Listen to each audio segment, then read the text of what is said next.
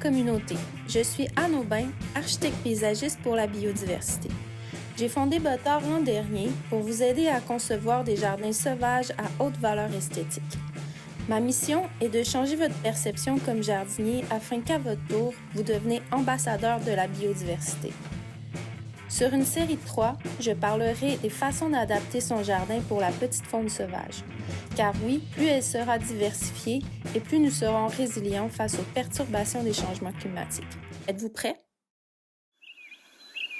Les principes de base pour la conception d'un jardin sont 1. Ce que l'on veut cultiver et voir fleurir. 2. Figurer avec l'espace qu'on a.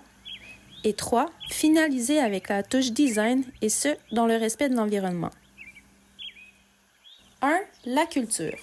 Je me suis basée sur 2 ressources d'horticulture importantes, dont celle du défunt Larry Hodgson et celui d'Espace pour la vie. Mon rôle ici est de synthétiser l'information pour la mettre en forme dans votre jardin. J'ai donc divisé la liste des spécimens en 2 catégories, celle du potager et l'autre pour la ceinture de protection. Si vous souhaitez cultiver des légumes, voici comment.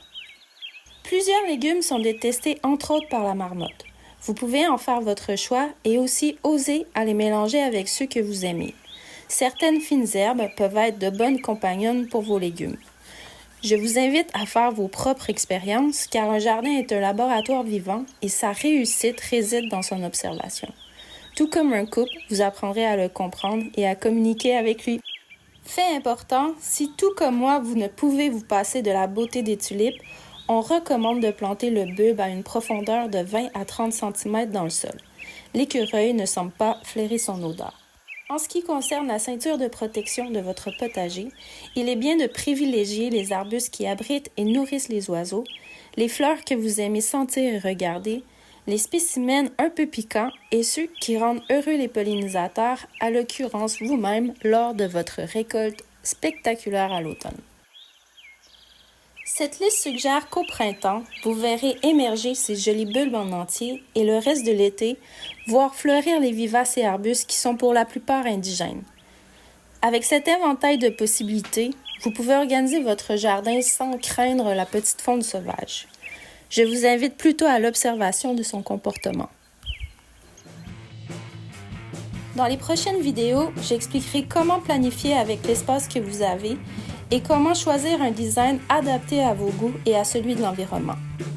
Mais en attendant, je vous invite à télécharger mon premier outil gratuit en cliquant sur le lien ci-bas. Il s'agit d'une première approche sauvage du paysage et néanmoins des plus accessibles et j'ai nommé La Friche. N'hésitez pas à visiter le site de Botard, lesjardinbotard.com, pour découvrir ses services, projets et son herbier de plantes indigènes. À bientôt!